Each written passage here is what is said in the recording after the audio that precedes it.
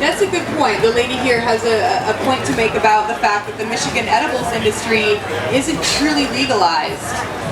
With the condition of the laws in the state right now, you know, edible cannabis is somewhat tolerated, but there's no real rules that regulate it or make it illegal or legal or govern it in any sort of sense. So a lot of the edibles companies here are operating in a very, you know, conflicting and vague gray area. So that's one thing to consider with the edibles industry in Michigan. And Captain Kirk, would you like to speak on that at all? I would. I was here from the very beginning when Third Coast opened the very first dispensary, and we put out, I was actually the one that put out the first edible that crossed on the east coast of Colorado. Back then, things were just as dangerous as they were now, if not even more dangerous. And I'll tell you why, because it was the governor that told me, well, about 6 months ago, that you, as an edible maker, are no different than a meth maker. Now imagine hearing that from your governor.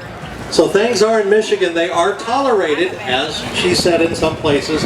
Ann Arbor is kind of a safe zone because we're very liberal there. But for the most part in Ann Arbor or even throughout the state, it is a dangerous thing. So if you are getting into the business, be ready for that. Man, I can't even explain how more of a dangerous thing, like he says in Boston, how they do it in-house. Well, if we were to do it in-house here, things are very messed up here in Michigan as far as our laws, especially with our legislative and all the backdoor things that have been done. So really as it stands right now, the gray area that you're mentioning, it is definitely gray.